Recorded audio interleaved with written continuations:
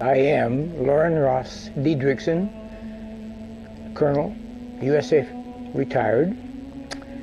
I got a Bachelor of Science degree, and then the Air Force sent me to the Stanford Business School to study management, and then promptly assigned me to Washington, D.C., and I served in the Chief of Staff's office shortly for orientation, and then they put me into the U.S. Atomic Energy Commission, where I became responsible for maintaining the inventory of the accountability of the nuclear weapons stockpile, and involved in the security and the, you might say, auditing the manufacturing facilities and the storage facilities for all the nuclear weapons in the U.S. And I was there, while I was there, I had my first incident with UFOs, which in mid-July they flew over Washington, D.C., and I saw my first 9 UFOs. What year was this? This is July of 1952. And then further on, I finally retired from the Air Force and joined the Boeing Company, where I was assigned to the Minuteman program, where I was responsible for the configuration accounting of all the nuclear fleet of Minuteman 1, 2, and 3. And during that period of time, I also learned about incidents involving nuclear weapons. And among these incidents were a couple of nuclear weapons sent into space were destroyed by the extraterrestrials. In talking to various contacts throughout, they would allude to the fact that these did happen. There was, for example, the missile, Minuteman missile, which destroyed the launch from Vandenberg Air Force Base. That's now a public matter of record. The one incident, for example, was they actually photographed the UFO following the missile as it climbed into space and shining a beam on it, which neutralized the missile.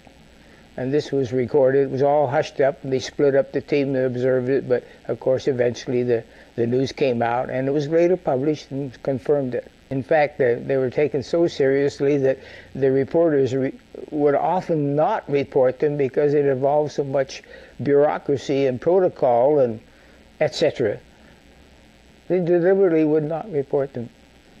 Almost cases where the UFOs became identified, at least on a radar or with reports, why they would try to scramble aircraft to intercept them. It was a very aggressive, you might say, response from our own government.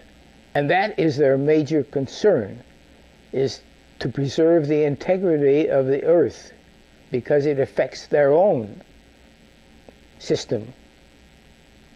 Well, there was one incident when we exploded a nuclear weapon over the Pacific, and this was in about '61, I believe. And the consternation that it caused, because it shut out communications entirely over the Pacific Basin for a number of hours, in which no radio transmission was available at any time. And this was very significant, and of course this was one of the things that the extraterrestrials, later I learned, were highly concerned about, because it affected our ionosphere, and in fact spacecraft were unable to operate because of the pollution in the magnetic field of which they depended upon. The very end of the 70s or the early 80s, we attempted to put a nuclear weapon on the moon and explode it for scientific measurements and other things, which was not acceptable to the extraterrestrials. And what happened? They destroyed the weapon before it got to the moon. With reference to the incident which our government sent a nuclear weapon for explosion on the moon's surface, it was tended to, as I understand it, to assess some scientific data and reaction and so forth. The idea of any explosion in space by any Earth government was not acceptable to the extraterrestrials, and that has been demonstrated over and over. And what's the consequence? How is that demonstrated? By the destruction of any nuclear weapon sent into space. In some cases, there were confirmations of radar. Yes, at the storage facilities, particularly because they were in or near military installations. Yes, that's true. Shortly after I retired from the Air Force, and I still was maintaining contact with friends and associates at the various places, and on Colonel Parker and the Air Defense Command, the Space Command, particularly, I would run into him. He mentioned an incident which I later confirmed. A spacecraft went to the rescue of Apollo 13, and they accompanied Apollo 13 on their voyage around the moon and back to Earth.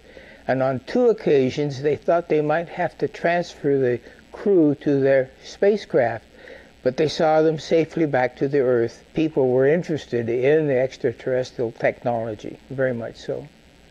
In fact, that was the time when Area 51 became notorious.